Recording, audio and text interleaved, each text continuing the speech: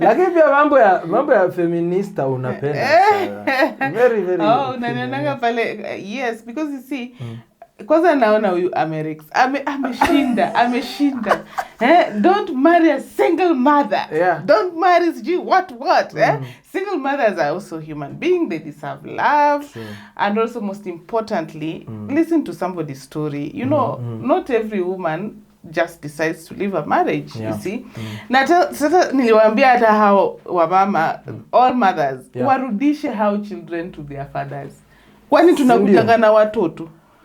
Kwani sisi ndo tunakuja na watoto? Hata kama nyinyi mkuji nao, nani wanapeana watoto? Nani wana, and you know it is the men who, kwa biolojia inataka bwana na mama kucheza mtoto wewe. No, 5 basic needs of a child. Food, shelter, clothing, education and health. Yes. Sasa wanaekanga school fees, school related, medical expense, medical related, kuna food, kuna shelter na kuna clothing. Sasa ukiangalia health inakuanga very expensive. Watapea mtu mwenye ako capable. Inaitwa school fees pia ni expensive. Watapea mtu ako capable. According to children protection, DCI children protection, we got a situation whereby in Kenya 6,000 cases on online abuse are reported in a day. Hey, that's a lot. That's a big number. Lot. Yeah. And we find also a situation where parents are also the perpetrators. Yes. Unapata mtoto online working. There's some what do we call them? There's some apps where women dance naked and they're paid. Yeah, they're there. So you find this is the job this person is doing online. And there is a boom when children are posted than adults. So unapata kama mtu maybe anamwambia ati uko na mtoto si unaweza mweka fanya hivi nitakulipa triple ama double. Ladies and gentlemen, welcome to yet another episode of Home Run with Pipita. We've been away for a minute. We've been so focused on the Journey series that we forgot this one. But we are not so late for yet another chat. Of course, today I have Grace Olwande. It's not a first time to be on Home Run with Pipi. Welcome back, Grace. Thank you so much. Niko naambia tumenunua vikombe siku hizi. Sio naona kuna weka cheers. Kuna improvement hapa si mchezo. Usko hivyo. Lakini acha nikwambie Grace, you know, life is all about progress. Yeah. Sure. Last time ulikuwa umevaa, but then napenda na match lipstick na nguo. Nakumbuka last time ulikuwa na lashes. Nakumbuka. Grace. Fashion now upendeza. You don't play. I don't play. I'm on top notch. Hapana machezo. Hapana machezo. But last time tulikuwa hapa hivi tulikuwa tunaongelea kuhusu mambo ya watu hii. Ukakuwa unatoa mawaidha. It was like the first thing I hear you on another magazine pale hivi interview. Ndio mambo yanakwenda wewe. Red card ilipanda. Yeah. Sure. Sahi kuniita hapa umeona vile ni ngori. Yeah, imechukua time. Last week ananiambia iwezi. I'm too busy. Now she's free by the way. Nilimwambia to move to a day, akaniambia no. Tomorrow is the day. So here we are.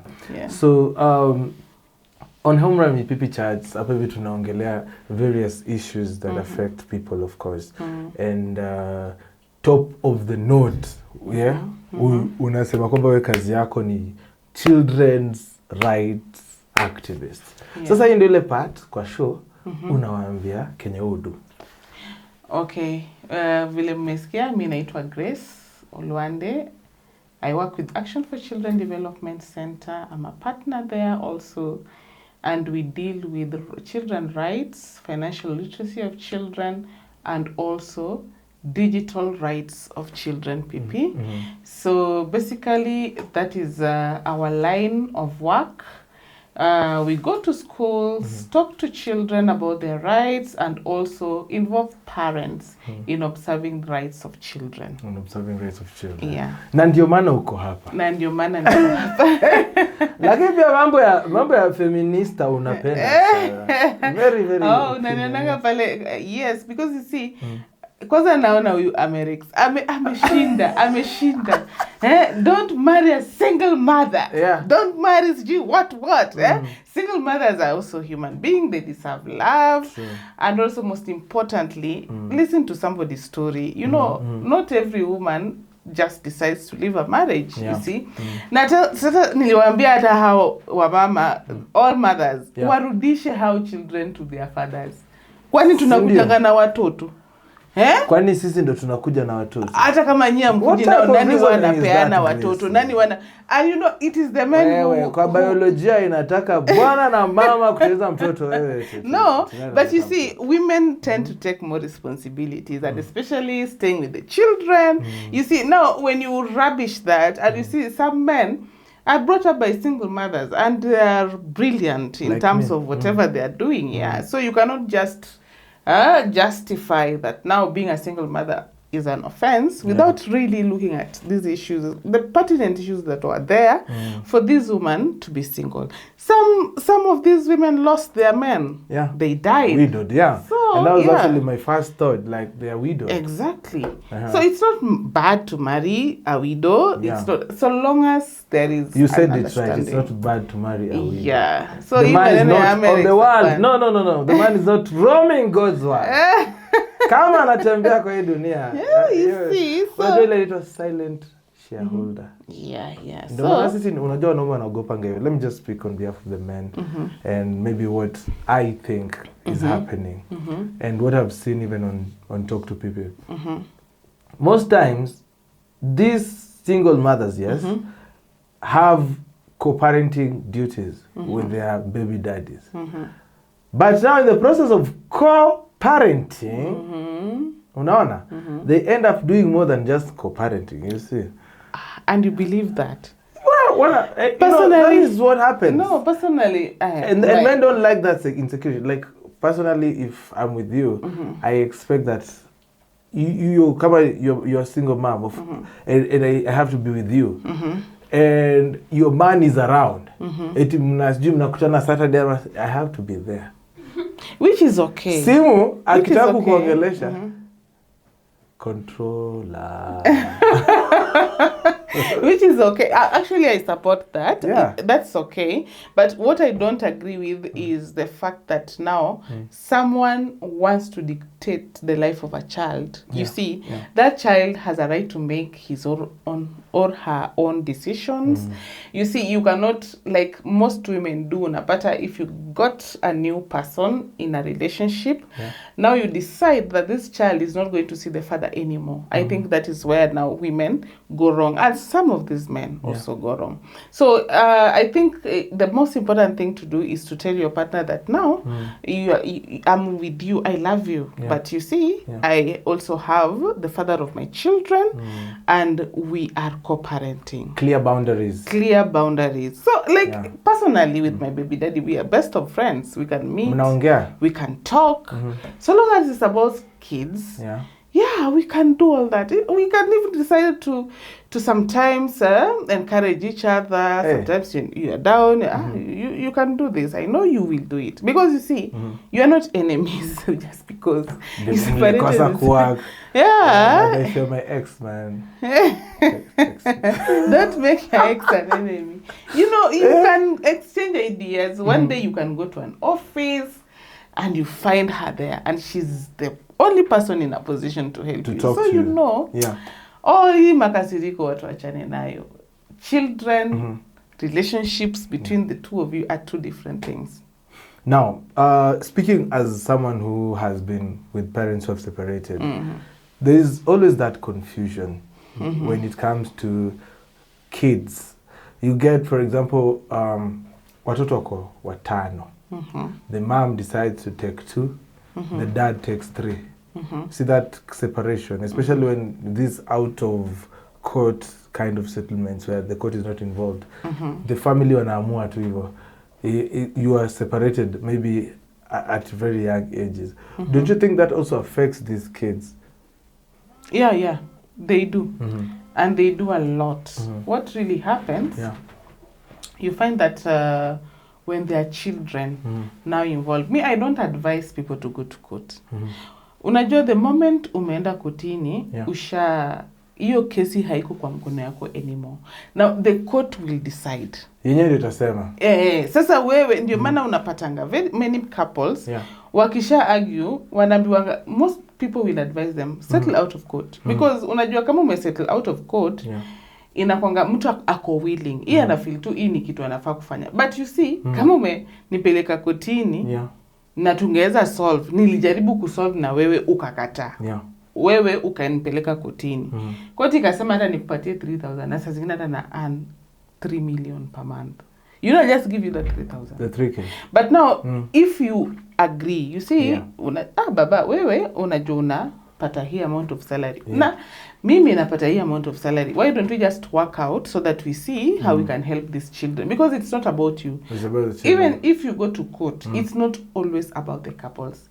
Na saa zingine hata naonanga most couples wanaandikanga in between. You see, this man cannot have these children. He's violent to you, but not the child. You see, so those are the things that do they people ask the kids if you're violent to them when they go to court? Yeah, when they are old enough, they can. It's only that they know. You know, there are psychologists that when they ask children questions, they can be able to tell if this child was poached to say something. Oh. Yeah, so Child basically, psychologists. exactly. So basically, they are given a chance even to choose for themselves. But court makes decisions on the interest of the child, not two couples. So that is where now people confuse. So I always say, if you are in a disagreement with someone, these children are all yours. Because the moment you separate these two from... First, when it comes to how their upbringing, they will be different. That is number one. Number two, their choices. There is no way now you will be able to link up together again as a family. So it's always just good if the mother is staying with the children.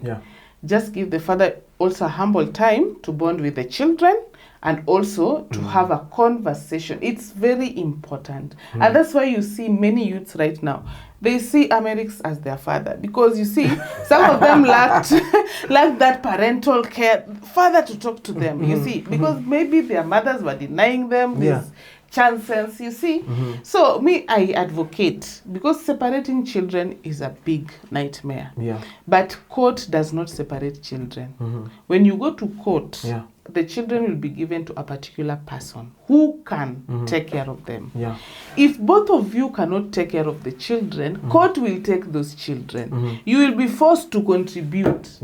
The woman will also be forced to contribute. So when now it goes to court, they normally look at the interest of the child. But I support that when you disagree with someone to an extent you cannot stay together, please let one person have the children. So I'm going to bring this case of this news anchor. Of course, I don't have enough lawyers to say their names. So this news anchor was married to one prominent politician.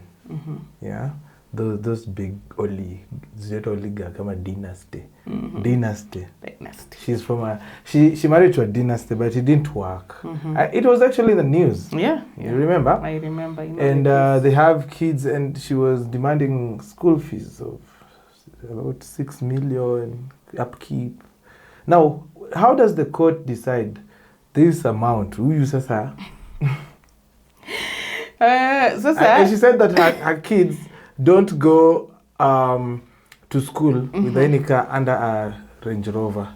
Oh my God. Wamezoea Range Rover. Sasa ndo nakwambia, unaona sasa kama umeenda kotini. So funny, man. That's funny. That's why I always tell people, don't go to court because of your emotions. Go to court because really the issues that you have, maybe this other person is not willing to listen.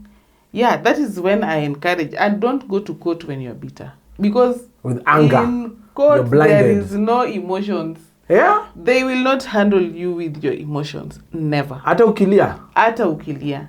What they do, you see, according to Children Acts that was revived in 2022, they recognized, because you see there are also this issue of gender equality, gender equity. The man was given the heavier part in terms of taking care of the child back then. Yeah. But you see, also right now, before you go to court, talk to your lawyer. Akupe advice. Just seek for legal advice from a good lawyer who can tell you, hii anaaningi pesa ngapi, you ukienda kotini, it will be handled this way. Because court will also look at, does this man have another family? Okay? Hiyo ni number 1. Number 2, this court will also look at who is earning more, you or the man. The court will also look at now who is in the best position to stay with these children. It can be the mother who is not working totally. When that happens, court can force the man to pay for the house rent of that house, ya nyumba yao na mtoto ama watoto, atapewa pia school fees. Apewe school fees, lakini kitu watu watakula kwa hiyo nyumba, mama ashughulikie. So hakuna mambo full hapa. Hakuna. Hiyo ilienda na hiyo gender, hiyo role nyingine. Exactly. Nice. Because even you as a mother, you are an adult, you can look for money. God does not want to hear that you don't have. Sasa school fees most of the time inapeanangwa mtu mwenye ako capable, mtu mwenye ana earn more. Okay? So hata mama anaweza pewa. Hata mama anaweza pewa. Kama napata pesa mzuri, na una feel huwezi keta for school fees, na court pia inaangalia inasema salary yako naye is unsteady, because unajua court pia ina recognize wewe pia maisha yako inafaa kuendelea. It doesn't revolve around the kid that you brought into the world. Sasa wataangalia hizi vitu zote. Tuko na 5 basic needs of a child: food, shelter, clothing, education and health. Sasa wanaekanga school fees, school related, medical expense, medical related, kuna food, kuna shelter, na kuna clothing. Sasa ukiangalia health inakuanga very expensive. Watapea mtu mwenye ako capable. Inaitwa school fees pia ni expensive, watapea mtu ako capable. School related pia unaweza pewa kama mama. Huyu alipe tu school fees, lakini mambo ya school trips, sijui viatu, sijui hiyo hata sasa si shida ya huyo mtu. Other cases, special cases, it has happened that way. But if the court really sees that you are a struggling person, first itakupatia 10,000. Court haipeanangi more than 10,000, and especially if you are earning from 100,000 and below, you'll be given 10,000 standard. Secondly, you will be given school fees. Also, the court will be able to capture what amount are you comfortable with. Kama mtoto anapelekwanga shule ya 40,000, na court ita expect you maintain that standard. Yes. Nalipa school fees. Nalipa rent yao. Hiyo rent unalipa 10,000. Hiyo rent unalipa tu kama huyu mwanamke hawezi. But unapatanga ukilipa rent, yeye atapewa food aketafo. Which maybe is more expensive than rent. Food is very expensive. Yes. So, unapata wanawake, most women wakiendanga kotini wanafikirianga wanaenda kubenefit na pana. And especially kama huyu mwanaume amesema ati ako na family nyingine na akaprove through birth certificates kotini. Sasa unapata wanaume ndio wako na familia na mpaka mnakosana na bado wako na familia. Yes. Unapata kileta hizo birth certificates, because hiyo tu unajua koti ina deal na evidence. So akileta hizo birth certificates kwa ana cater for other children, unapatanga kama mwanamke hata kama ulikuwa na 5 children, atapewa school fees, akupange 5,000. And women do cry in courts. Alienda na notion ile. Alienda na ile notion, huyu mtu ataketa for everything. No, it doesn't happen that way. So it the rules doesn't of happen child that support way. have really changed. Yes, Yeah. and it's both people. People can be given up to 100,000 upkeep, but it depends with how much with this person earning, and we should also be able to prove How much you earn. yes. Don't you think that is why we don't tell our people how much we earn? So wewe tunaweza kukosana just because hapa alafu utaniambia but through koti through koti utaambiwa utoe bank statements zako, M-Pesa statements. From then they can be able, what is your worth? They can be able to tell what's your worth. Hey, na sisi tunatupitisha tu pesa M-Pesa. So they can be able to tell. So ndo maana nasema before you go to court on such kind of cases, talk to your lawyer. Yeah. Don't just go. Because if you go and somebody has money, first atatumia law kudelay case. By the time utakuwa unafika hapo katikati umechoka hata na hiyo maneno. Umepigwa continuous after continuous. Exactly. Alafu kishaanza hivyo. Inakuwa sasa it's not in your hands anymore. Ndio maana people can go to court. Na unasikia kama mtu anasema we pray that we may settle it out of court. Sasa kama mmesettle out of court, lawyer wako atakuja tu naambie koti tuliongea tukaagree ni tutakuwa tunafanya hivi na hivi, ule pia tuliongea na tukaagree tutakuwa tunafanya hivi na hivi. Na most of these children cases hazikwangi so alarming ati maybe watu wataachana forever. Mtu anawezanga separate na mtu mpelekane kotini, mrudi hapa mmeshamaliza mpaka kesi. Lakini mnarudi mnaangalia vile maisha iko. Because you see, if you have a child with someone, there is no way you can ever turn away from that person. Sasa ngoja simama hapo, nimekushika live. Nimekushika. Nimekushika. Sawa. Si nilikwambia kwamba so long as mtu anatembea hii dunia mko connected. Mko connected. Hata tu uende ukaoleke elsewhere. Mko connected. Mtoto naye atakuwa. Na itafika time atakuwa yes daddy, niko na daddy pale, niko na mami pale, hata kama uko married elsewhere. So ndo maana tunasema unapata watu washapigana hivyo, ukikuja hapa nje unakuja unaangalia real. Alafu pia kukatiana ukizeeka ikwangi rahisi.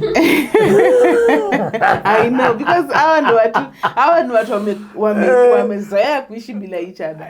But sasa inafikanga pale sasa nyi kama parents mnasemanga all this is worthless. You know, even living with someone new, like living with someone new in the house. Kuna tabia zingine zenye ulikuwa ushazoea ile mtu sasa una expect tu ajue. Unapata ajui usijua anapenda cha get so tired alafu ukumbuka by the way uko na point. Na mimi pia niko na point. Point yangu mpaka hadi yake tu. So it's hell on earth. Ndio maana mimi you see the reason why I'm a huge follower of America. And you know, when I tell people, they tell me, Grace, you really love toxic men. Of course, I meet toxic men. I just, you see, when what do you love about toxic men?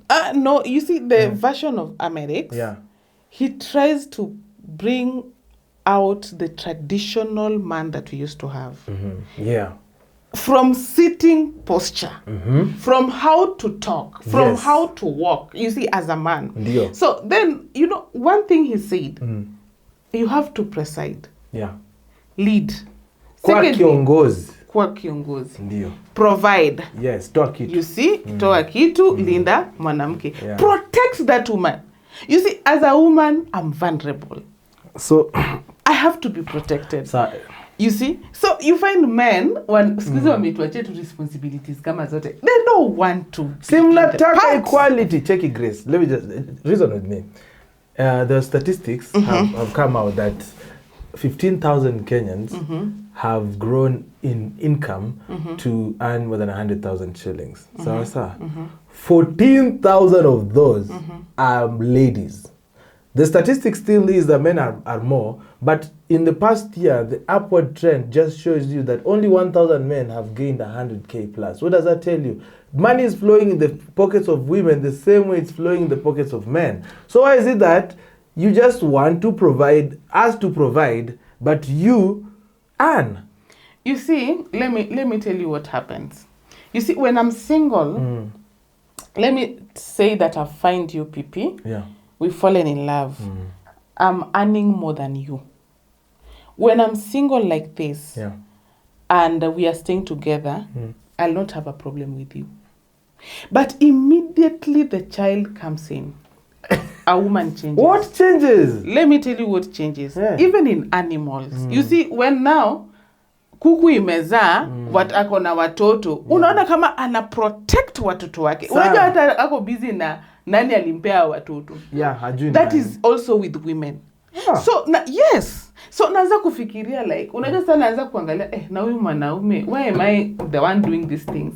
Sasa mimi nataka akwe what future does he has for our children? Is he saving for our children? Unaona hizo ndo questions ina run kwa akili ya mwanamke. So unapata hata kama alikuwa na kusupport before.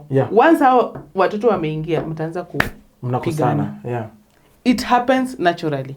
Secondly, the way we were raised as women. Hata niliona siku moja America ameandika.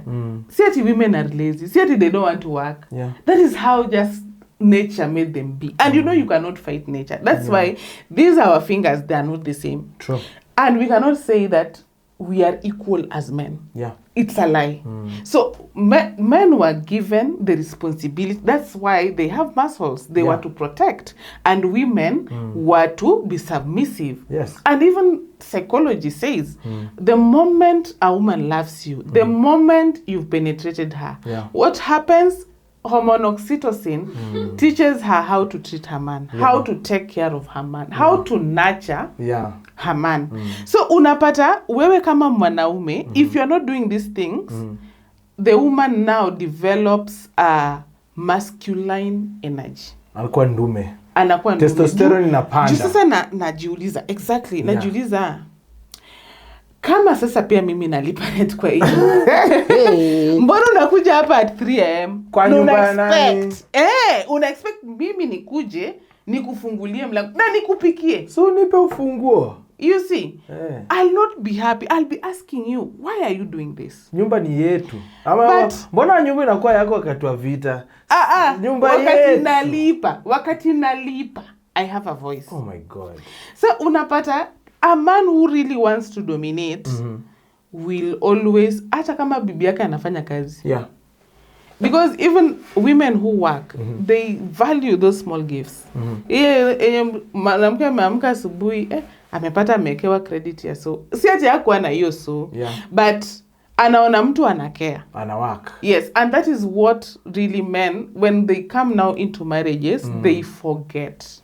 Then a woman now akishaza pia ana forget herself. Anaanza kuconcentrate kwa watoto. So by the time a woman anafikiria mhazi wangu pia ako hapa, wewe already umeshakasirika kweli. So you cannot really link the two of you mwanze kufika kwa level moja. What happened? It happens like at wakati mtoto amezaliwa hivi. It goes with mama kwanza. Mama ana withdraw. Mzee anajaribu kumtafuta, she withdraws deeper into the kids. And then now when now she comes back anapata mzee pia naye alidivert. Ukiangalia most families zinaanza kubreak kama watoto the baby number 2. What happened to the second one?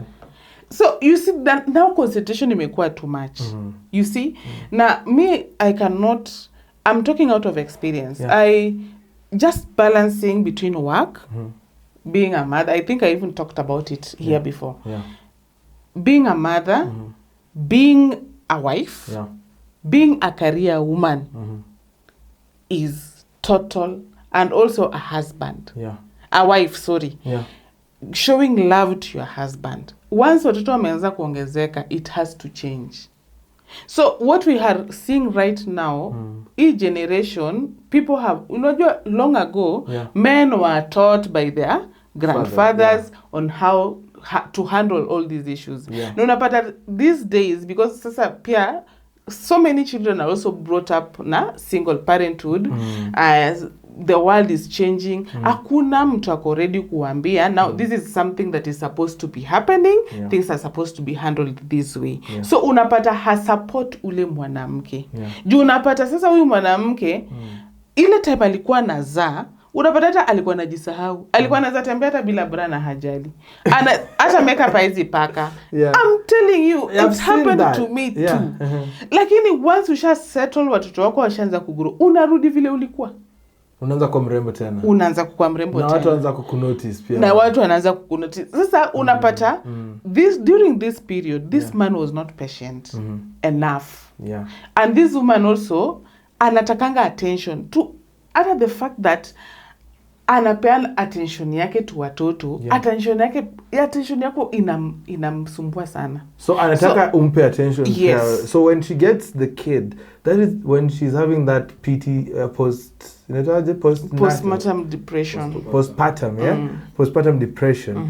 When she gets that and aanze kukua kama ako anakaa kama withdraw, that's when you follow her down there. Yes, give her that assurance. You are the one that I chose. You are good the way you are. Don't even tell her you love her, but your actions. You see, be a leader. I always say be a leader. Ingia jikoni, pika kidogo, si hata lazima upike. Surprise. Hata kama hutaki kumpikia, unaweza leta mtu wa kuifanya. But akwe na you assurity you are there. And you know, most of this generation yetu, unapata mtu ameoa, yuko kwa nyumba. From Monday to Monday, he's never in the house. Maisha yake inaendelea tu kama single person. Unajua hizi ni vitu zenye zinasumbua because huyu mwanamke literally maisha yake imechange. Kwa nyumbani. Kabisa. Yako nyumbani, yeye ni kulea na lea. Na tena ujue akuzalie, definitely hakuna mtu anazanga na mtu hajapenda. Si ndio? So inamaanisha alikuwa amekupenda from the word go. Sasa wewe mwenyewe ndio lazima ujaribu kunacha huyu mwanamke. Be there for her. Give her that assurance. You are the mother of my children. I chose you. And that is where most men fail. And I can remember myself. I was even getting depressed because unaona ule mtu mwingine kama sasa mimi alinipata kama naweza ngaenda out. Yes, when you are married that stops. Okay? But inaisha kabisa. So but lakini sunilete tu ukijua napendanga horse dry half wine. So you just bring it home and tell your wife, leo vaa tu vizuri, leo just make me happy in this house. Yes, I brought you some wine. You find, unapata wewe ndio unafanya hiyo relationship inakuwa nurtured.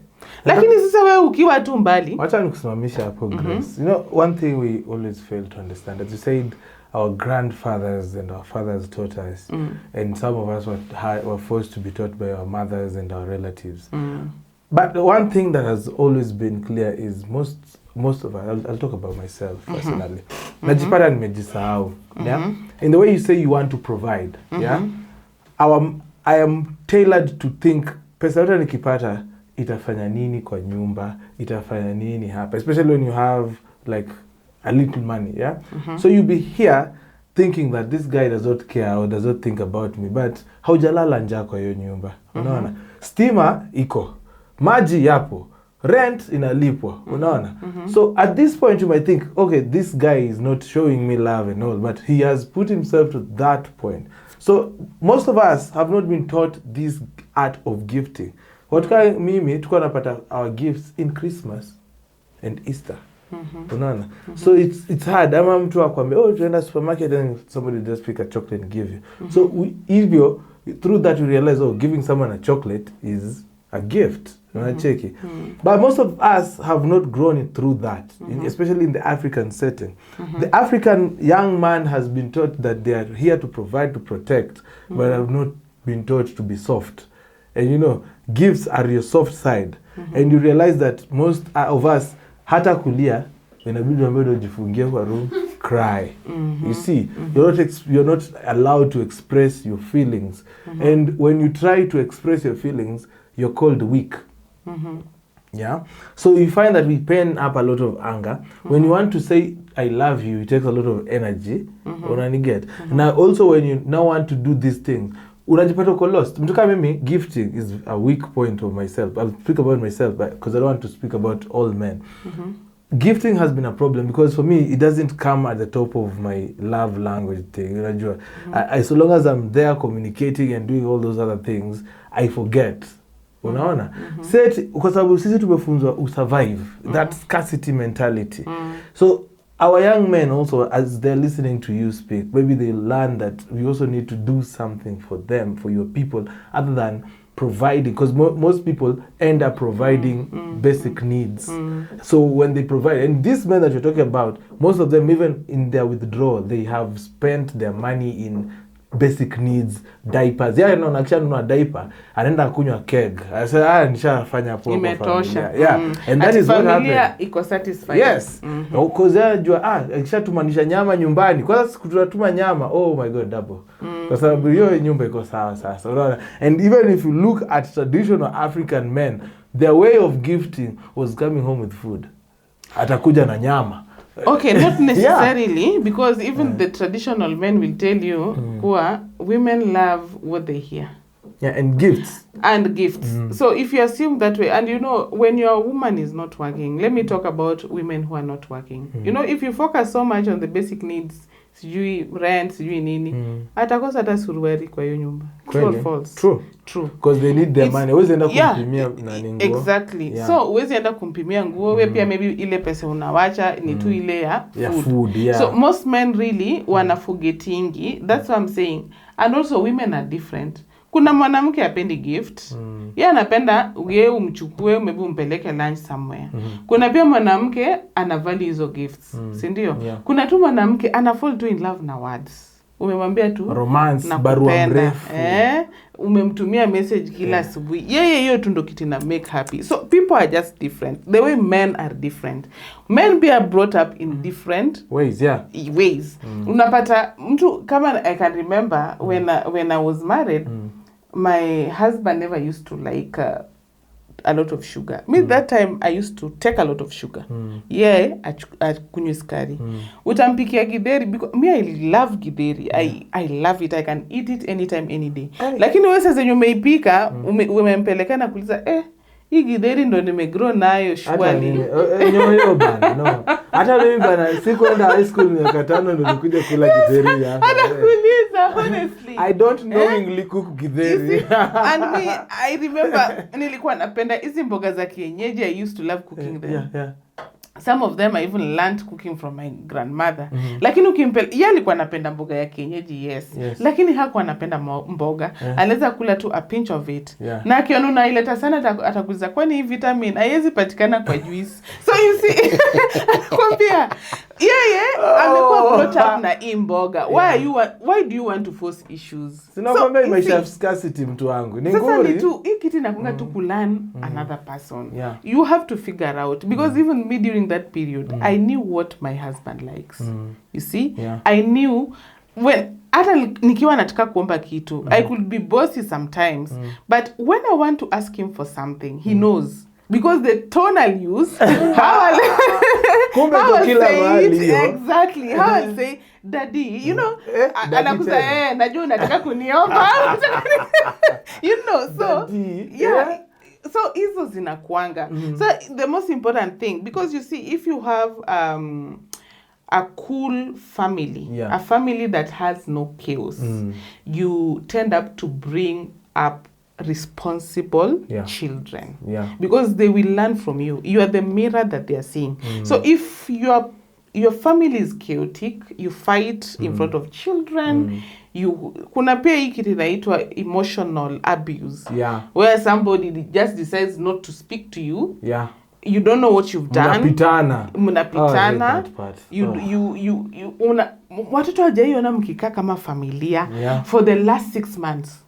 Hamuongeleshani. And when you do, you shout at each other. Yes. In front of your kids. And then something else I learned, which actually parents don't know, it actually affects their kids, is when you tell your kids, eti uko na kichwa mbaya kubwa kama babako. That is one thing parents go wrong. Don't you ever badmouth your partner. In front of your kids. Hata kama ni mbaya aje. Ni mbaya kwako. These things, children will learn as they grow up. So there is no need ya wewe kuanza kusema unajua babaka anakuanga hivi. And something that people have not known. Blessing comes from fathers most of the time. That's what my mom tells me. We women, the way we were brought up, sisi tunaforgivingi haraka. You see, and your child is somebody uko very attached to. Anaweza kufanyia 1 million things, lakini haezi kukushikia grudge. Yeah. But fathers hold grudges. For a long time. For a long time. And also, if you look at, also we go to the biblical way, even traditional ways, fathers were given respect. And fathers, they were to depict what that family will be. Yeah. So what I'm saying, what I've also seen is that women right now are more empowered, but they have not been taught how to live with empowered women. Yeah. So unapata ndo maana kuna hizo a lot of families in a break. Kuna friction. Kuna a lot of friction. I have a theory though.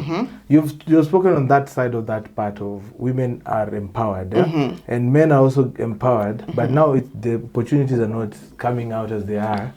And also now they don't know how to handle these empowered women. Women have grown up knowing that a man is there to provide, but now the provision is not coming from the man. They have a boss who is giving them money, you see.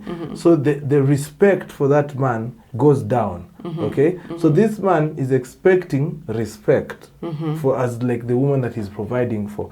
But when it push comes to shove, many of the times you hear people talk about umenifanyia nini, hii nyumba kuna nini yako hapa. You know, those are the type of conversations that happen in breakups. Yes, hii nyumba umefanya nini hapa, yako ni gani nini hapa, hao watoto ni wewe umwavalisha nguo gani. You see, so all these conversations are always in the lines of finances, and when the lady does it, she always says it. Most men don't keep score. Unajua, there are men who do. I don't know, but me I wouldn't. Like give you 100k and say, oh, nilikupa 100k in the middle of an argument. No, I wouldn't. But a lady would. Nilikupulisha. Kuna siku nilikuwa njaa last month. Hatuwezi acha mbili. Ulikuwa njaa. Nilikulisha wewe. I fed you. So you see that disparity is the reason why you realize that relationships always get to, you know, to that push and shove. Unapata mwanaume anataka heshima na mdada anaona huyu jamaa kuna kitu I can do without the man. Somebody has ever told me that the only thing she needs from a man is company because she has the money. See, now if you have a partner like that, there's never going to be peace in the house. You see, respect, kama una lead in the right way, respect will just come. I'm telling you for a fact. But are you ready to be led? That's the question. Every woman is ready. Let me tell you, hata our bosses tunaonanga. Yes, they're earning good money, a lot of it, but they want to be led. Unaona? Sasa wewe you are man, you as a man, you should be occupying your position. Yeah. If you don't occupy your position, there is no way you can now direct this woman that this is what I want you to do. So if she's earning more than me, this is how you should do it. Fight as much as you can. Let your woman support you. Build yourself to an extent you are earning more than her. Always be on top. Always be on top. Yeah, because that's one thing. My late uncle had cancer. So when I visited him the last time before he passed, he told me this. You know, Waiguru, then Waiguru was minister. Says Waiguru is a minister, and her husband probably does not earn as much as Waiguru earns. But when Waiguru wants to go to the salon, it is up upon the man to always. That was his advice to always give the salon money. Hata kama ana earn more than you. And that is just one of the things that you're talking about. Now it's making a lot of sense. Yeah, just lead, just occupy your position. Because I've told you, when we don't have children, I'll understand you when I'm earning higher than you. Yes. But it will be a different story when the kids come in. It is just nature, the way just women were created, and it's just not women. If any other animal, unapata kizaa, kuna a lot of things change. Hata kuku ukienda tu observe vizuri, a lot of things change about you kuku. One, anakuwa mom kali kwa watoto wake. Two, atataka kufanya everything kuprotect hao watoto wake. Sasa you as a man, just lead. Just lead. Because women will be emotionally attached to their children once they have the children. Kama bana mna watoto ni wewe. So unashuka kwa parking order ya mapenzi. Na tena utaangalia au parents hata ukienda kuangalia wazee. Wazee ndo sasa wakishaachwa wawili wanapendananga hata kuliko vile watoto walikuwa. I noticed. Yes. Babu na nyanya things together. Na tena washajuana. Unapata mmoja akikufa, mwingine tena ataishi tena. Anamfuata haraka. It's because now that's what I'm saying, marriage is not, children are just blessings that come in a marriage, but by marriage is basically two people. So wewe ndo lazima uhandle hii marriage in a way that you give each other assurance. Hiyo ndo kitu happen kwa most of marriages sahi. The middle part, now that love has gone to the kids, tunabaki na assurance. Assurity. Unapata huyo mwanamke because love nice zingine ufade because a woman pia anakunga taught to on how to submit. Ndo maana Bible pia inasema wewe kama bwana ndio unafaa kulove. Because when you love that woman and you give her that assurance, your respect itakuja automatically. And that's why utapata mimi tuseme sasa na date two men, utapata mwingine na respect kabisa. Tena akisema tu Grace, hebu enda kwa jikoni hapo nitengeneze, nitakimbia kwa jikoni. Na mwingine nitaka wewe hebu pika na ataenda kupika. So kuna hiyo difference. Na inalingana na pale mtu amekuweka. So it's not like women are bad, women cannot submit. No. We've seen women hata our politicians. Most of them unaweza pata wanaongea hapa nje say, we will tell him. We will tell Raila Odinga. We will tell Kalonzo Musyoka. Lakini akifika kwa nyumba yake, kwa bwanake, she's a different person. Amebadilika. Anakuwa loving mama. Yes, because that man has taken leadership. Kinara. Yes. So it just comes automatically. Me, I remember my dad. Alikuwa anataka hata madhe ambaye chumbi kwa nyumba. Atamuza pesa umetoa wapi? Yani to him, yes, my mom was working, but hiyo pesa hapana. Haifai kuingia kwa nyumba. Wacha bibi decide kama anataka kufanya kitu, afanye mambo yake, ama anataka kufanya development kwa nyumba, ama anataka wacha afanye hizo vitu. But you as a man, usiangalie kama unataka kuishi in peace na bibi, don't look at a woman's money. When is the best time to invest together in terms of equipment? Because I think earlier on, before we went on camera, we were talking about damage of property. Mkikosana na mtu hivi kidogo, anavunja kikombe, amevunja sahani bwana. Mimi, I don't support violence, both for men and women. The moment unaona unagina mtu, unless kama ni kitu, unajua saa zingine kuna watu pia, they can be patient with you. Umewataunt leo, wamenyamaza tu akikuangalia next time. Siku mingi, sasa siku ingine itafika pale atakasika atafanya. That is also there. But kama you are in a relationship whereby anytime you fight, TV zinavunjika, vikombe zinavunjika, yani wewe sasa kesho umeanza fresh. Huyo ni mtu amtagrow. Wewe ni akona best yangu ananiambia akona pepo la umaskini. Amtagrow. Pepo la umaskini. Wewe pepo la umaskini unajua ni gani? Because you know, like getting these beautiful mugs at HRWP people, they'll be retailing in January. Getting these beautiful mugs takes a lot of money. Unaona? Mtu kuja tu kuchukua zivunje. It takes unaona ndo hizi vikombe zifike hapa leo. They were delivered somewhere else. Exactly. They went to take them. Exactly. Because later hapa ukuje tu ivunje. We have to go again through that whole process. Exactly. So mi wanasema, you know, women, we should just, alafu kama umeshaona relation kama ile yenye kuna hii story ya huyu madam mwenye alikatwa. I don't know why people are supporting violence. For me, you know, kama hiyo video haikutoka, I could have had a different opinion. But sasa after your video, I was asking myself, why was this woman wanting to bring down... to knock the car. To knock the car. She knocked him twice. Twice. Poop. Poop. You see? Yeah. Why would you allow yourself to reach there? That's provocation. That is provocation, and not provoking also in a good way. Because this is a situation whereby somebody would have lost his life. Secondly, hata mkiniambia maneno ya cheating, she's a second wife. Kwa hivyo yeye pia alipatikana through cheating. So, she's a victim of her own success. Yes. Let us all be honest with ourselves. So wewe umekuja umepata bwana ya mtu alafu una expect asicheat on you, which is impossible. Yes. And that's why I tell women, if your man is doing something you cannot condone, leave him immediately. If you cannot condone cheating, leave. Achana nayo from the one. Wacha kusema ati leo nimekusamehea sijui ni umesamehea nini na nani wapi kwa nini enda zako useme mimi siwezi ishi maisha yangu hivi. Mimi I don't like such kind of things.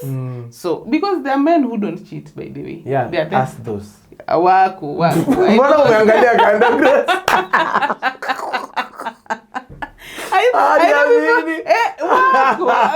wewe nice ya mimi but mimi niko polygamous men don't cheat, they acquire. Sasa hata hiyo polygamy, you know, vile watu unajua kuna difference of being a polygamous person and a promiscuous person. Kuna difference wapi? Polygamous person, the person will just come to the wife and tell, Maggie, I love you so much. In fact, you are my everything. But I want to add a diambo. See? That is me. But a promiscuous person will do it behind your back. You will find out when they die. Exactly. I'm not that type, you will have to find out when I'm here. You see? What do you mean make your decision? Kama Maggie, kama naweza contain, naweza handle hiyo maneno ya mwingine kuletwa. Kama siwezi handle nakwambia, mimi juu sasa unaleta Maggie, mimi sioni kama naweza kaa. So the best thing tutaseparate. Wewe tusikizane vile tunaleana watoto. Wewe sasa uendelee na Maggie because I have uende nyumbani. Yes, I have a right. Sasa unajua acha niongee on behalf of men. That sasa unajua nakupenda Maggie na pia sitaki kukupoteza juu ya dhiambo. Na nikikuambia Maggie kwamba niko na dhiambo utaniambia hivi. Unaona? I'm speaking for the promiscuous men here now. So but I'm not promiscuous. Mimi niko wako kwa hao wengine hao. So huyu anaona sasa badala alete. And you know some of you are so feisty. That is the word, right? Nikikwambia sasa hivi niko na bibi wa pili, probably sina usonusu. Violence of unprecedented efforts. Vikombe unakuta ukificha. Wacha nikuulize. Wewe ushaiona au rich families? Wakifight kwa polygamy. Mtu akikufa ndio wanaanza. They don't, because one, utapata huyu mwanamume anajua role. Unajua hata kitambo, let us look at Luo culture. Luo culture, there was that option of marrying many wives. Sindio? But ilikuwa inabaki first wife ndio alikuwa closest to the husband. And in fact, unapata first wife ndio alikuwa anaweza ambia our other wives what to do, what their husband want. Unapata kwa hiyo homestead, siku tulikuanga na homestead, then unapata nyumba ya first wife ilikuwa inaangalia gate. Sindio? Now I'm talking about Luo culture. Then other wives walikuwa wanajengewa kando. Then unapata sasa chini ndio sasa boys walikuwa wanajenga. So ulikuwa unapata katikati hapo ya boma kulikuwa sasa na kitu tulikuwa tunaita dual. It was for the men. Sasa the owner of the home. Yeye ndio alikuwa hapo ndo kama headquarters. Hiyo ndo kama headquarters. Yenye sasa kama bibi wa mwisho ndo anataka kukua na bwanake, ako na bibi wa mwisho.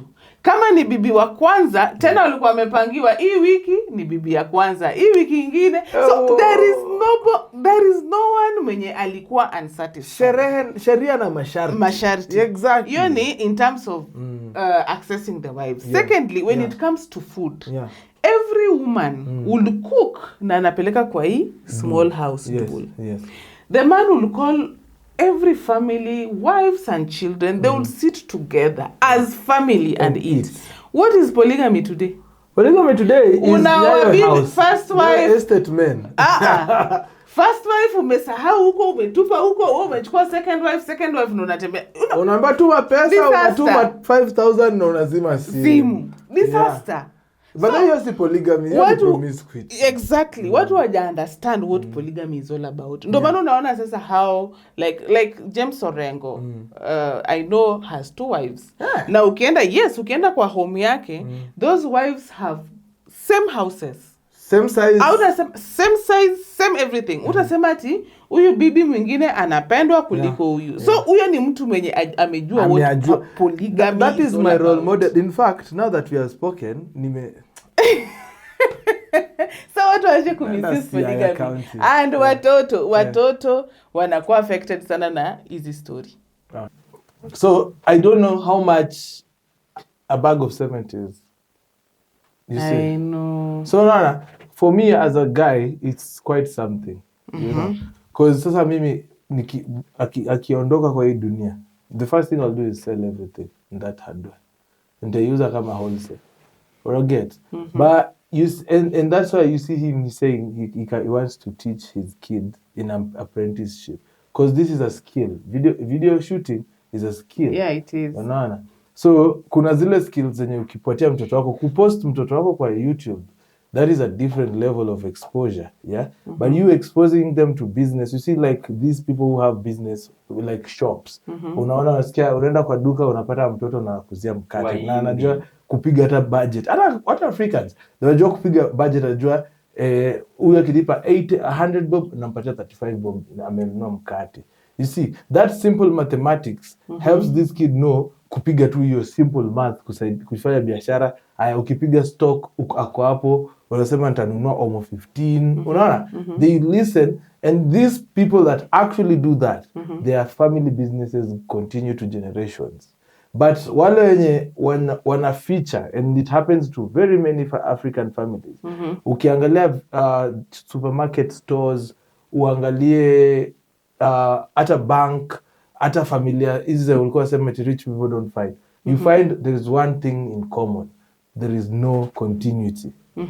Continuity is very important. Like kama unafanya biashara, because sasa kama Dave akona hii kamera, si ndio? His mama, yeye na mama wa pass, for example, God forbid, ameachia kijana wake hii kamera. Na huyu kijana hajui kutumia kamera. What do you think the kid will do? Exactly. Na hii kitu huyu jamaa ametumia his whole life to put together, which means that legacy has gone to zero. So you have to work on another legacy tena wao. So that is unaona African legacies haziendi mbali. Unaona familia mingi zinamaliza pesa kwa lawyers wakipigania shamba. You see, something that you should have taught your kids, that you need to find your own shamba. This one is your inheritance.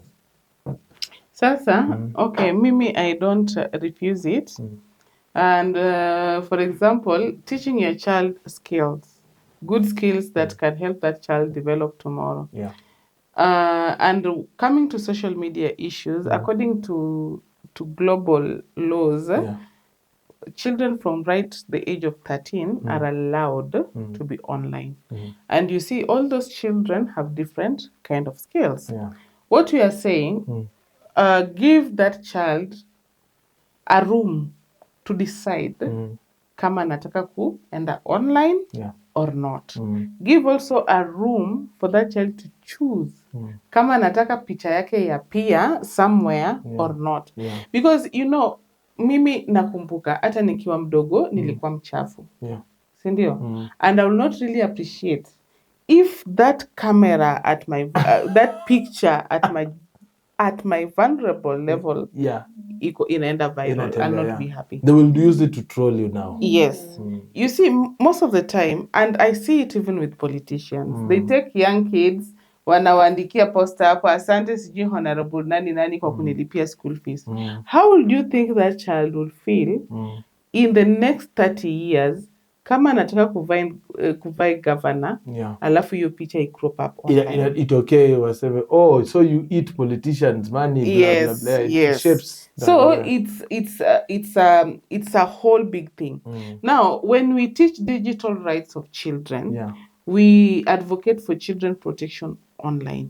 Because I believe if a full-grown person can kill himself or herself because of cyberbullying, what can happen to a child? Unaona hizo questions?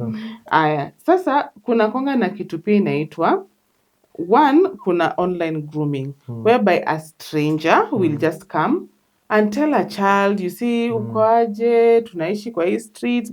Unapata ule mtoto pia anampatia information about her or him.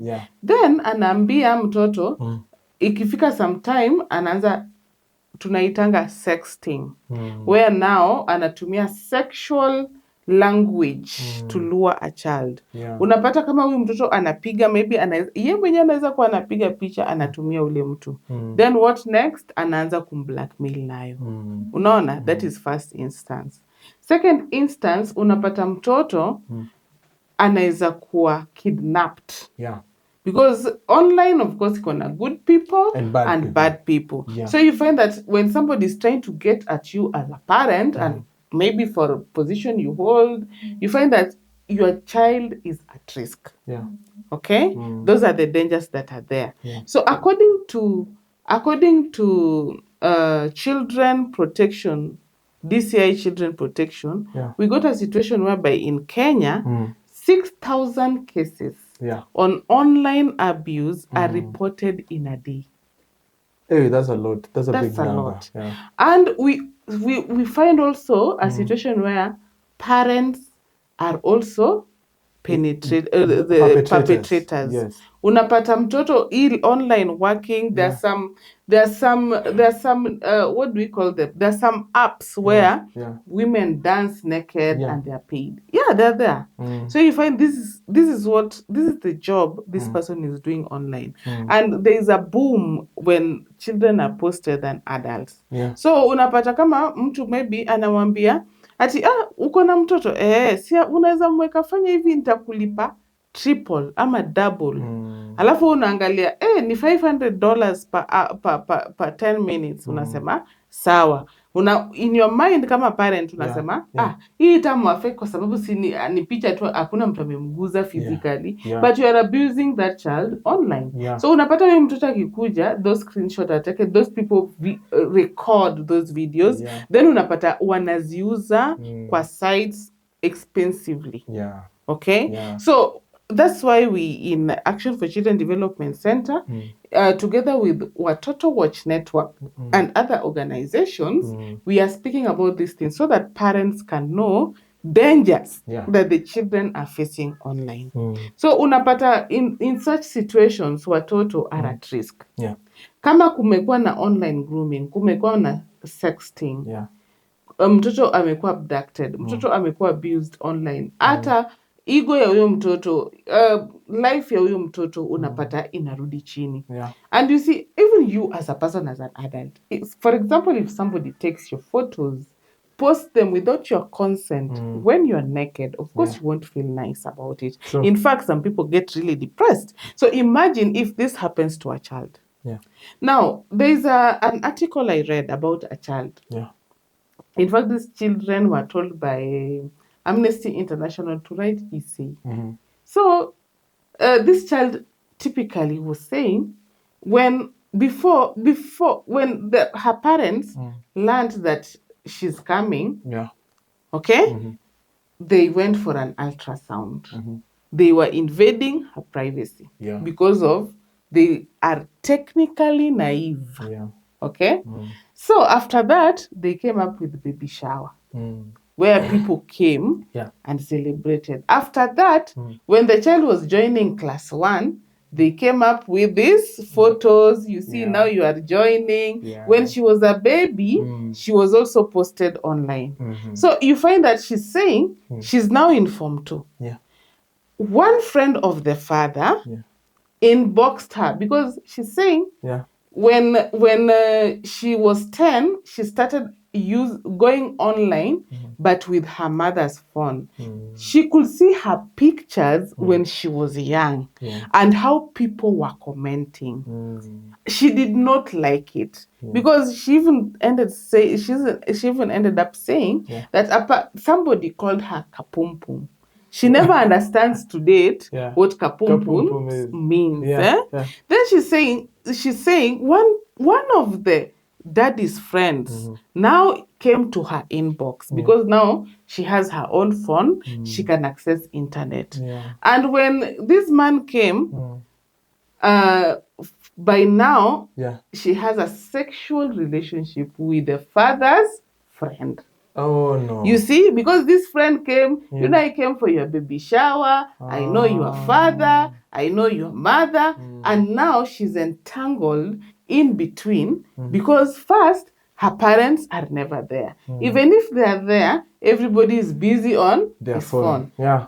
That's She the had to problem, many learn parents. everything online, including menstruation. So you see, that is a child expressing herself. Yeah. So, like, generally it tells you posting a child online without consent of a child is wrong. So that's why we talk to these schools. Yeah. We tell them, and those international schools, if you go there, they will tell you you sign a form not to post photos, not to take photos, because if you are doing them, you are doing them without consent. Yeah. So and minors, typically, we say minors don't give consent. yeah, until 18. Yeah. Yes. So until 18, there is no consent. There's not like a consenting minor. Yeah. Yeah. So it's good for people to know that. Yes. Some people plead ignorance. Yeah. I saw these statistics on teenage pregnancy that really got me concerned. That the most amount of pregnancies actually are emanating from relatives and neighbors, and then followed by border guys. Don't even, if you talk about that, I remember there's just recently I went to Children Rescue Center, and surprisingly, right now, boy children are sexually abused than girls. Yes, it's as serious as that. That's very sad. And they are being introduced to anal sex at a tender age. By who? Their relatives? One, I got like statistics, I got 5 from their mother's boyfriends. You see? The mother brings a man home. Yeah, this is a man that Because mostly claims. men, when you bring a man home, you only get watchful when there is a girl. You forget about the boy. The boys. Ah. So you find this man is trying to penetrate through the anal area of a child. Oh no. In fact, I got like that day when I went there, 6 cases. In fact, one boy could not do without it. Wow. He's even crying. And we are here saying LGBTQ this, LGBTQ that. But you see, all these things are introduced by our parents.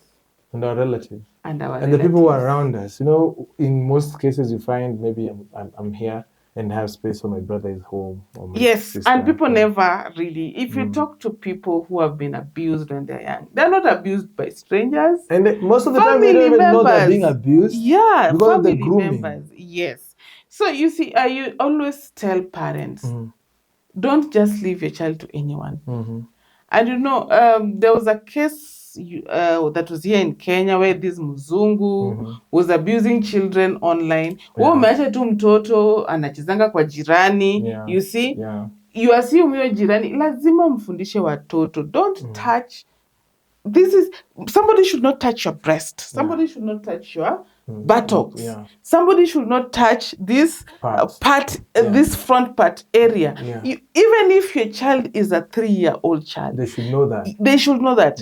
Tell them this is your private part and nobody should touch it. If anybody touches it, come back home, tell me that somebody has touched your private. I even tell it to my son. They know. Because there's also a teacher who was found with, this is a very weird case. She was walking. Unajua mambo mchezo town. Robbers grab her. Yeah? When they grab her, see, they take the phone. They go, they find she's a kindergarten owner. Kume, she's been doing this child pornography thing with the kids in the school.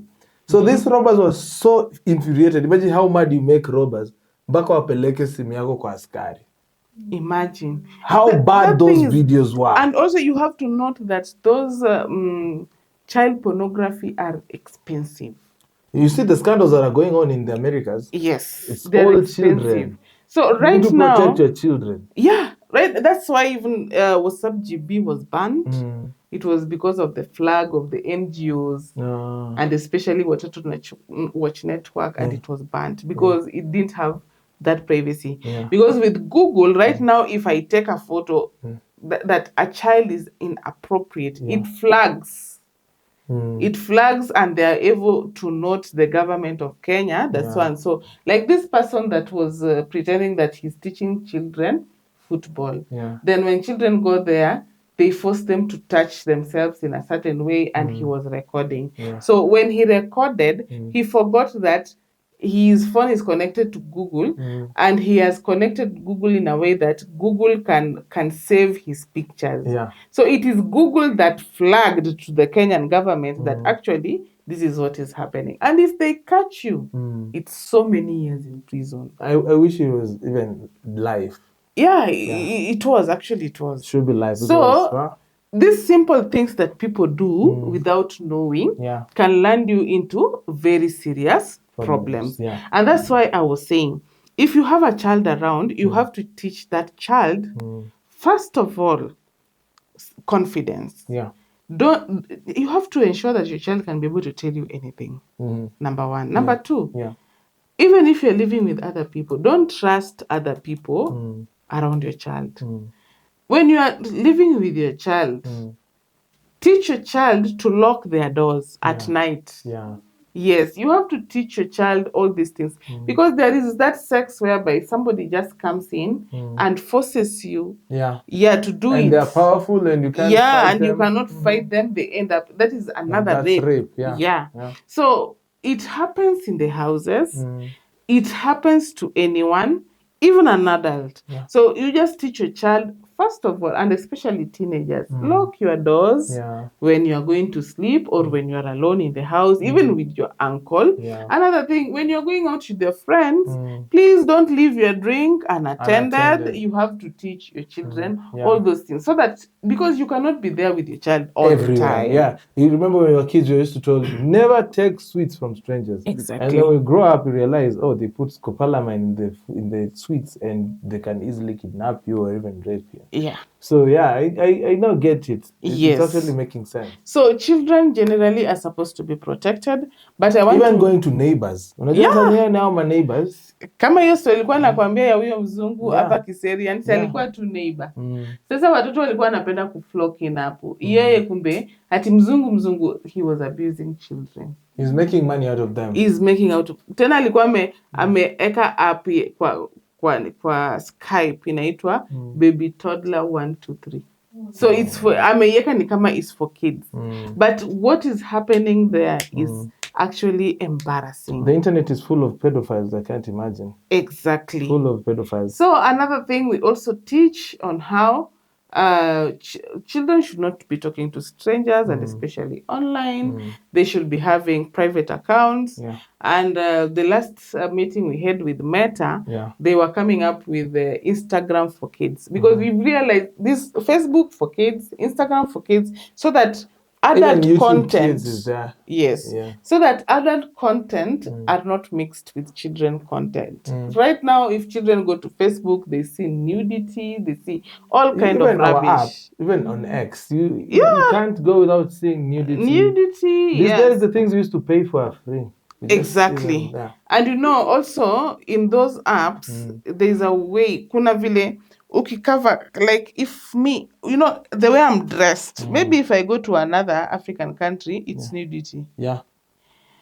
In Kenya, like the way I'm dressed, some people may feel it's nudity still.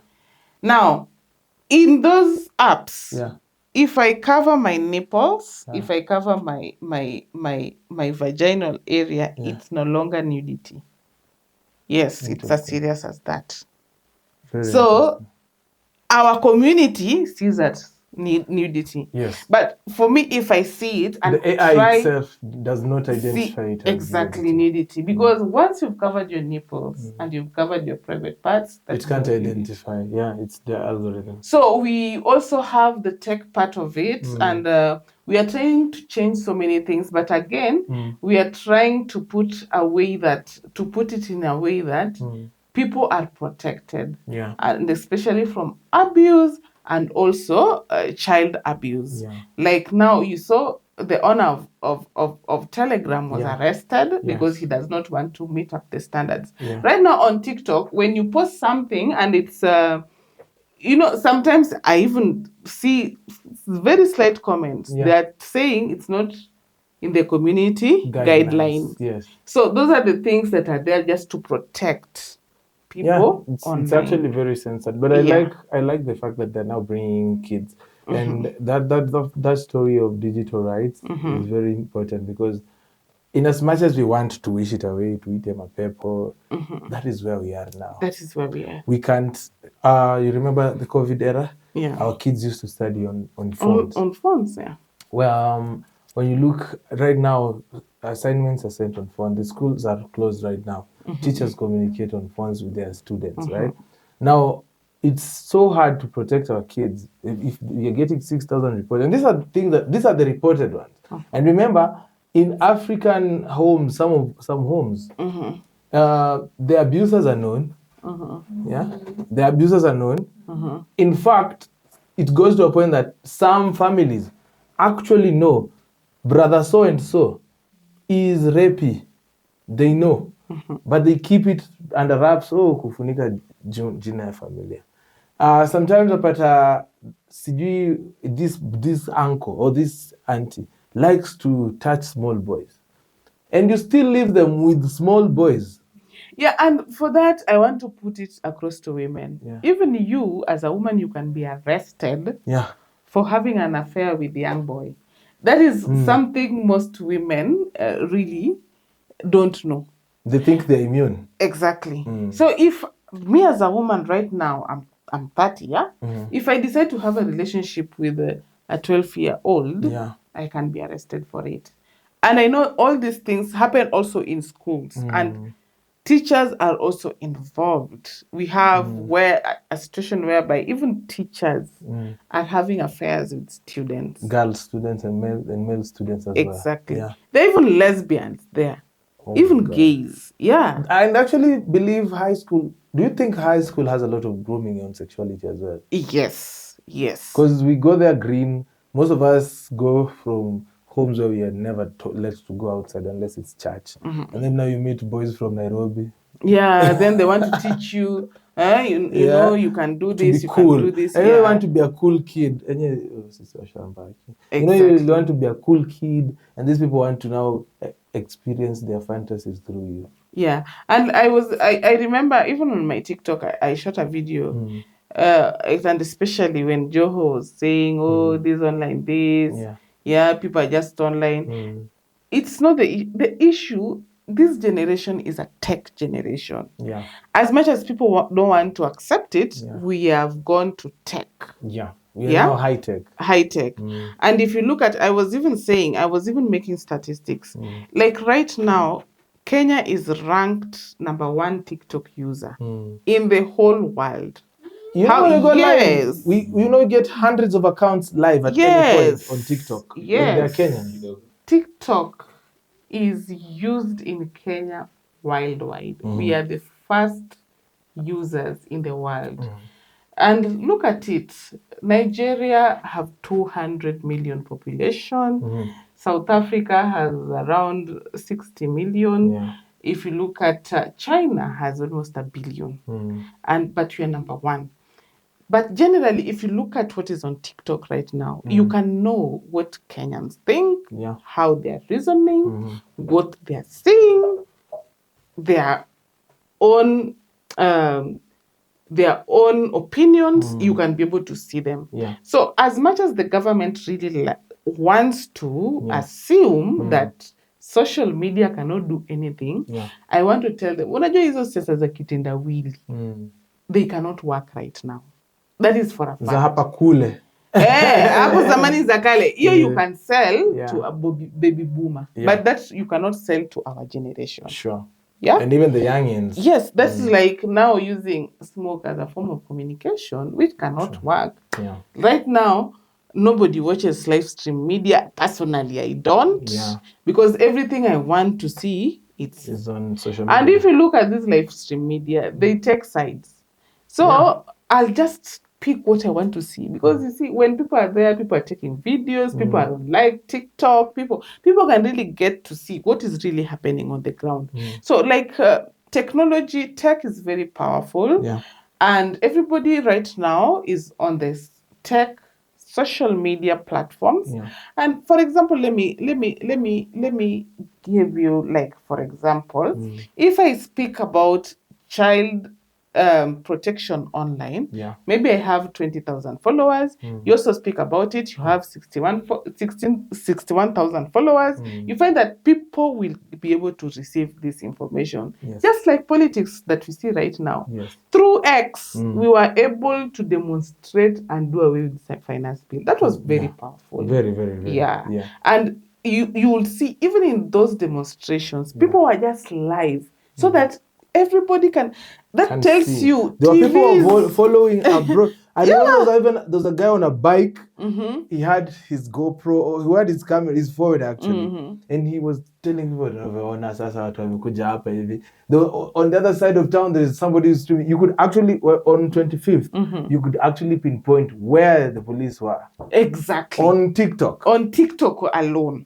Because everybody was online. Everybody, we didn't even need Citizen TV to tell us some of these things. And that if you look at it, that is where our politicians are glued. Yeah, and they actually they are the regular visitors. Yes, they're the regular visitors. If you look at JKL, they are the regular visitors. Same. But you see,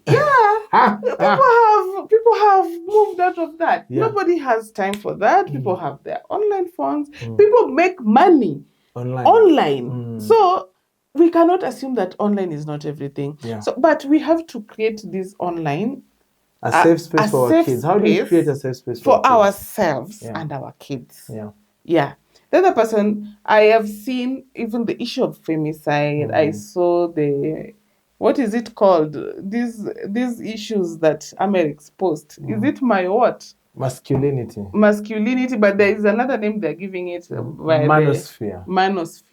They're giving it by the Al Jazeera. And if you see these things, it's only that parents didn't take the space of being parents back then. So you find that our adult age, we are focusing there. Me personally, every Saturday, what has Amerix written today?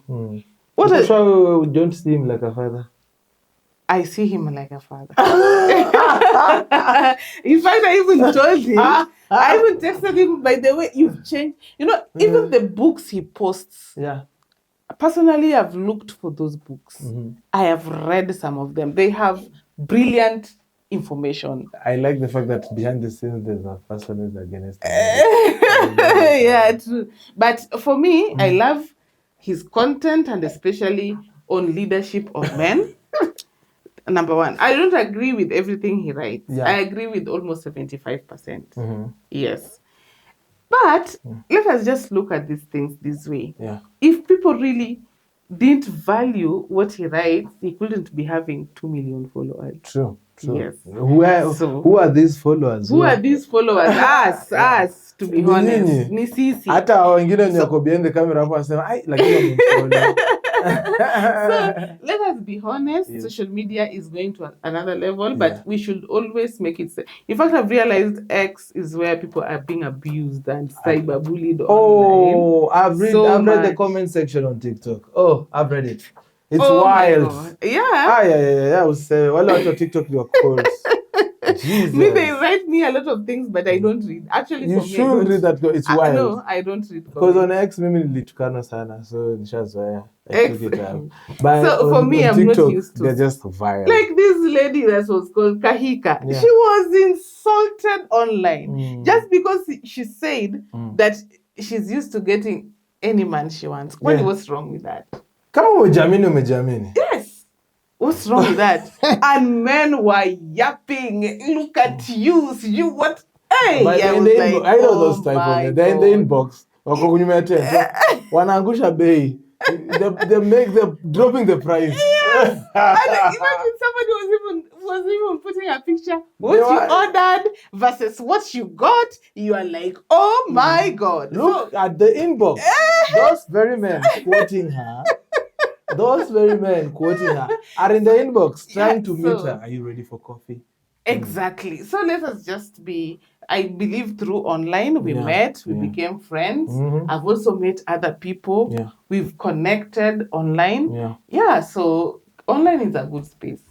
But also there should be protection so that everybody's right. Digital rights are human rights. Yeah, sure. Yeah, just I don't believe the internet is not a real place because you actually feel real things. When things are said to you on the internet, we probably wouldn't react to them the way they want us to react. But it would put yourself in somebody like Bahati's comment section, or one of those celebrities. Even Joe himself. Oh my God! Can you imagine what Joe said and what he got in his comment section? So imagine this comment section. For example, you're a girl, and this is the importance of digital rights. You're a girl who is in high school because I think kuna age wanafika, they want to experiment with lipstick, you know. So amepaka ka lipstick kake hapo hivi akajipost. Alright? Mimi nikijipost bila masikio, Pipia una masikio. But me, I'm mature enough to realize that this is a troll. Yeah? But if your daughter posts herself like that, and then people are like, surako ni mbaya. You know, this kid, these words will stick to her, and you'll wonder why my daughter doesn't want to be a girl. You know, or she's your son amejipost akaambiwa kitu tu, unajua akaambiwa hata una masikio.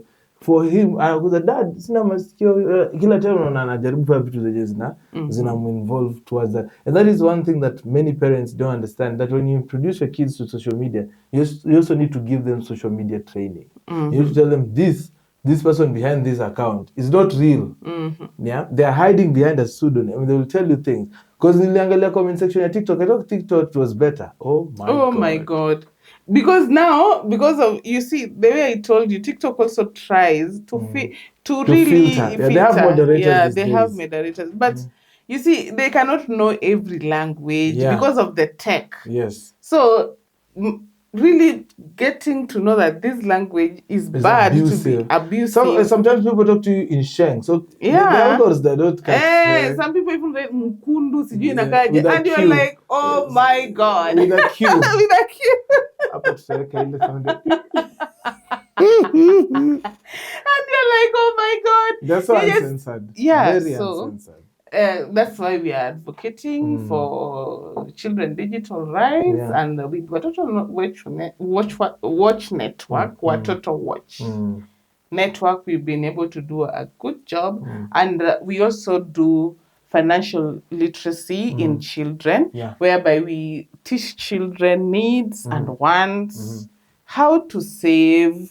So we are doing away with the home banking because we realized home banking can get lost, your bank can get lost, you can be. So we are coming up some of us parents are actually robbers. So we are coming up with tech. Exactly. So we are coming up with this tech part of it so that we make an app, and we are going to do it with HTC organization network. It's tech for climate change organization, but they agreed to develop the app for us so that children can be able to do all these things in a digital platform. So basically that's it. I like that, and I like nowadays that you've fully immersed yourself into children's rights. I know people have learned a lot of things online, and of course they're following us also on the other platform. But thank you so much for finding time to talk to us, Bless Olwande. Always an honor to have you here. I would like maybe you could give us a parting shot and maybe a piece of advice to young parents, because I really want to see families with 4 kids. We need to stop having, all these baby mamas, they don't fall from heaven. Somebody's making them. Yeah? So I want us to maybe foresee a situation where actually young parents or young people want to stay together beyond kids. Because as you said, people change during marriage, between the birth. So that is something that I've learned today. That's a learning point. So moral of the story, don't get married. So actually, na pipi mwelewe. Many bachelor. I have always Marriage a is bachelor. good, and marriage, something that people forget. Yes. Marriage can make the two of you do wonders. Yeah. Yeah, because in positive and negative. No, in a positive way. Because you see, when you're working together, you can be able to move. 2 is better than 1. True. When you're alone, imagine you want to develop yourself alone, you want to build a house. It takes a lot. But when you're 2 of you, you can move mountains. So me, I'm not against marriage. It's a good thing. So long as people learn to understand each other. Men, I think it's high time you change your tactics to understand women that you're living with. And I can remember I say that Kikuyu men have learned this thing. Yeah. Wow. Yes. They're loving. They are very... Actually, for them, they don't even mind. What happened to their babes, though? Where? They don't mind. They don't mind coming to the house. Ujafika bedo uko job. They cook. Yes. They maybe see the children to sleep. When you come, you take part of it. Maybe sasa upige duster. Kesho mkitoka, mnatoka kama mko sawa. But a Luo man, hey! Atakuja 5 na kugoja hapo na remote. Akugoja na remote utafika saa ngapi? So anasahau by the time umefika wapi? Yes. Na ukifika kwa umechoka, wapi unataka tu your rest. So I think Kikuyu men, I say personal, Kikuyu men have learned how to live with independent women. And I tend to think it's because this generation of ours, you find most Kikuyu women were single. So unapata hata cases zenye saizi kokotini with zimekuwa filed na men. They want access to their children. They want to be involved in their children's lives. Yeah. Unlike Luya and Luo men, they are the deadliest. They are the deadliest baby daddies who don't care about their children. So there is something that is something that's changing about our men and Luya men. So basically, just go and do your own research. But I believe I did my own research, and those people have changed. Yeah. My research is on top because that's Luya and Luo men. Luya and Luo men. They are the deadbeats fathers around. So they should also change. Mr. Polygamous. Yes. They want to have this one, that one. They have left their children promiscuous. They are not even polygamous. Bado ukinisumbua kichwa na kuachia naenda kuzaa mwingine. Sasa wewe usiniachie, wewe beba huyo mtoto wako ukutane na huyo mwingine huko. Nipe. The problem is you weaponize the kids. And that is one on the next one when you pull up here. I want to talk about how women weaponize their kids. Yeah? Because it is something that has happened, that you get a kid with someone and that is the beginning of your life in by the way, I'm not even afraid of leaving somebody's kids. Because kama the Kikuyus don't leave their kids. I leave you the kid. I leave you. Mi wanasema kitu kimoja. If you're looking at the traditional setup. Yes. Mtoto si wa mama. Ni wa baba. Ni wa baba. And that is why the Luya men ran away when you started that nonsense. Yes. My name is not there. My child does not have my name, but the father's name is there. So watoto ni wa baba. Yeah. So if you bring nonsense, I can just leave you your kids. So I start afresh. Those children will definitely look for you. Yeah, of course. I went to look for my dad when I was 20. Exactly. Yeah, but see, mtoto ukitaka akuwe na baba yake mchukue mpatie. Yeah. Sio unaanza baba, some people actually want their kids. Alafu mama anasema no, you have to pay me. And now the kid is being commoditized. No, let me tell you. Mimi kwanza hii story ya vile mna trend hapa wanawake online, baby mama, you single what? Take your children. Mwende kuishi na watoto wenyu huko. Tuone mtakaa nao how many days kama mjawaregesha. Ai. Yes. Leo akifika 2 years later. Let me 2 years hiyo ndio utagundua kumbe huyu mtu huyu kubaki nayo uwezi tembea nje kiufala. Chakula yezi chakula ifai kukosa kwa hii nyumba. Definitely you need a house help. Yes. Snacks pia ziko hapo. Anaweza kuwa mgonjwa anytime. I'm telling you, you'll return that child. It's not as easy. Yeah. It's not that easy. You know, men say, yeah, I'm letting. So what I'm trying to say, once you've had a child with someone, just respect that person. Na sasa pia ikwe mutual. Ikwe mutual. Yeah. Hii mambo ya watu kudance na mavisu kugongana na magari, it's beyond. I was disappointed. Your kids growing up and seeing such kind of babako alikuwa anagongwa nyuma na imagine, you know, na mama yako. Na mamako. So some of these things are so disgraceful. Yeah. Very, very, very disappointing. And also it's bad for a man to cut somebody. Yani ule alikuwa anakata ule kama kuku ama ilikuwa ni akili ndi mbaya ama nini? Jamani. We need to stop. Me honestly, in these 16 days of speaking against femicide, I feel like we also need to speak about how we react to anger, and people need to learn their partners. You know, in the reality of the matter is, when you date someone, you actually know who you're dating. Mimi, look there, I have a very beautiful dental family. And I didn't start by stabbing. I don't want to lose my dental formula. Because I was just hanging on. What are you hanging on? Because they don't start with the knife. They start with the slap. Agomenta kupiga. Next time nakuslap. Next time kupiga ngumi. Kidogo anaanza kuvuruga ile ajabu. Exactly. And also on the ladies' side, is the emotional abuse that women meet on men is not spoken of. Yeah, it's women really abuse their men emotionally, and because now you cannot quantify emotional abuse. Wanaume pia nyu upenda. Mtu wangu. Emotional abuse unatuangukia hapo hivi. Eti kidogo wacha kwambia. First of all, you weaponize the sex, especially in marriage. Leo sitakupatia juu nimekosa za nywele. Unaona, next time eti nilikuwa nataka do fulani leo sikupiki. Unacheki? So for you already know what you're doing, because you cannot physically beat this man. You transform it in words. Unaambia vitu zingine tu, you know.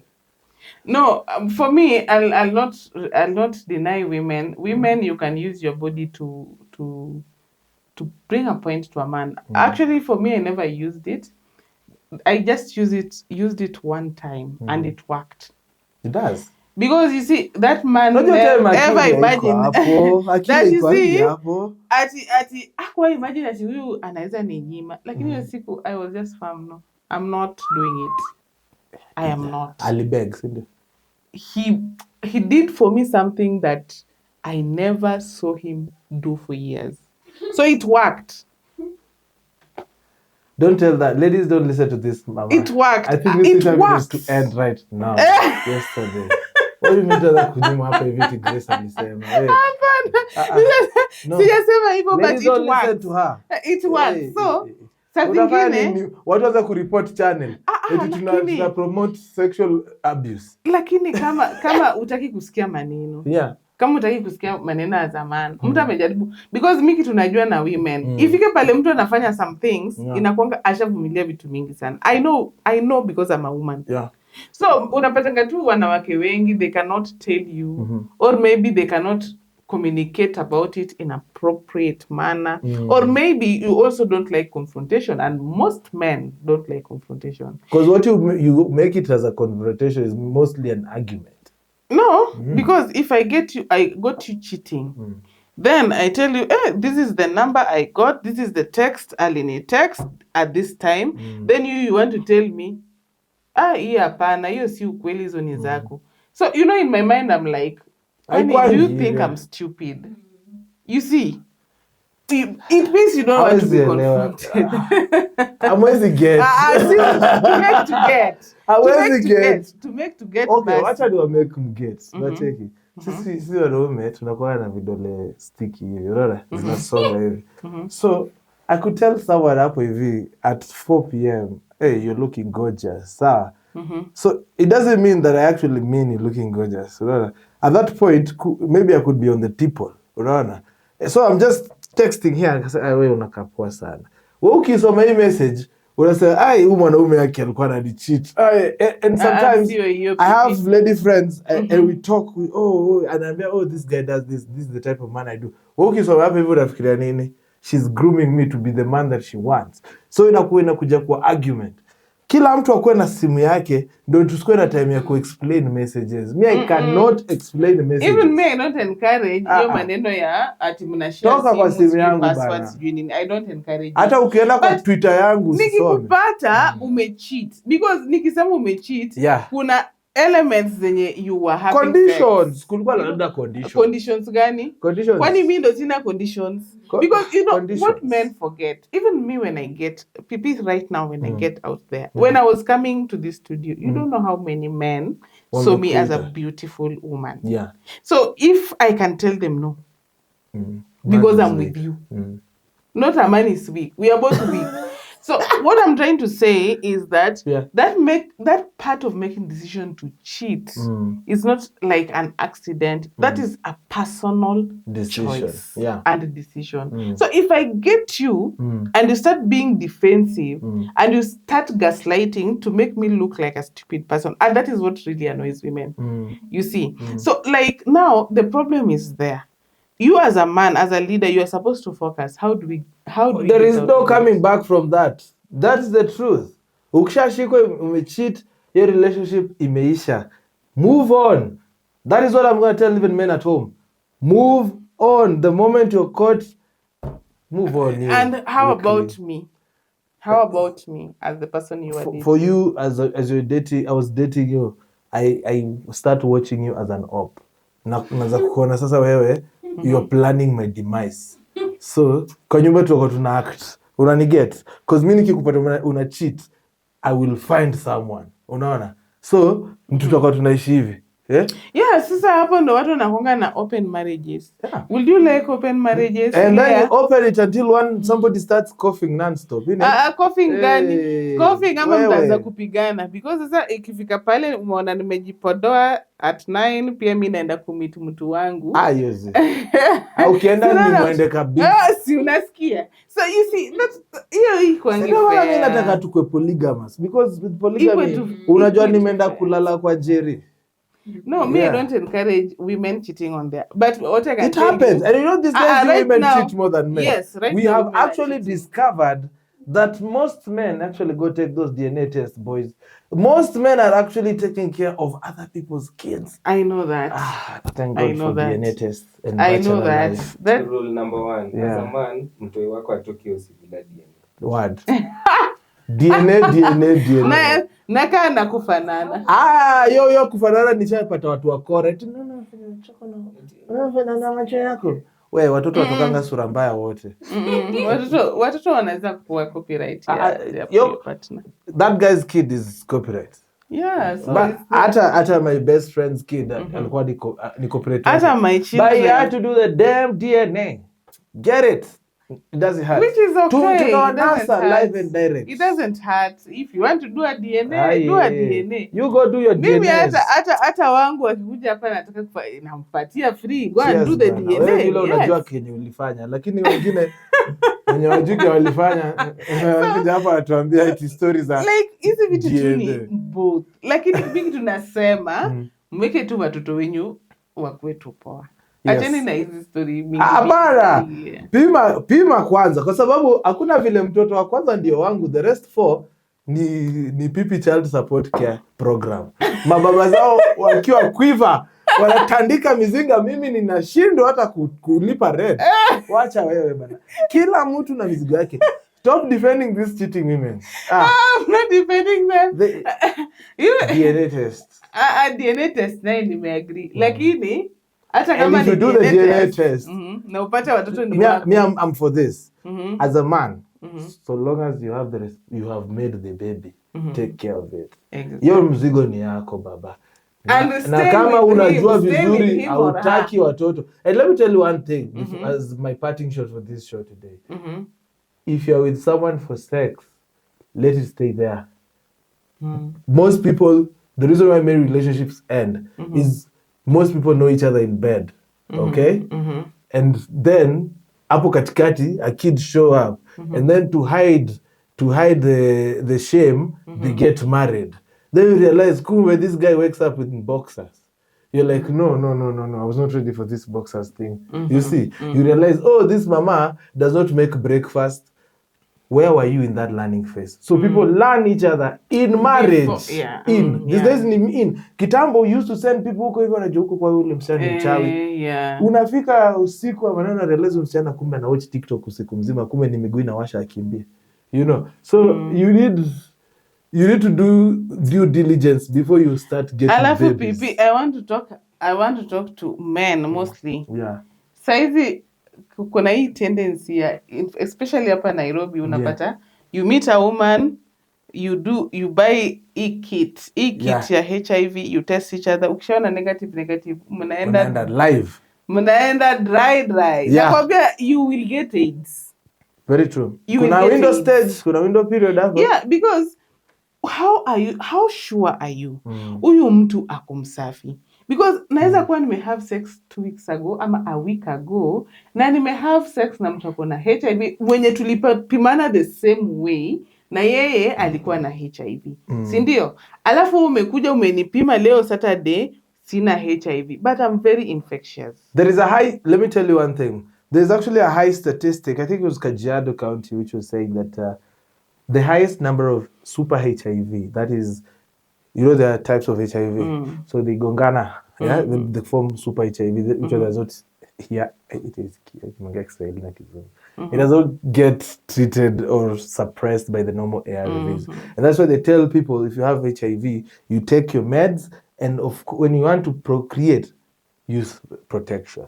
Look at someone, unaona menona, you're like, this is my type.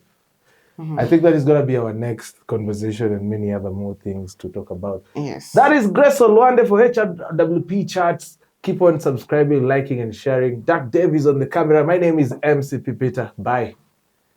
Bye.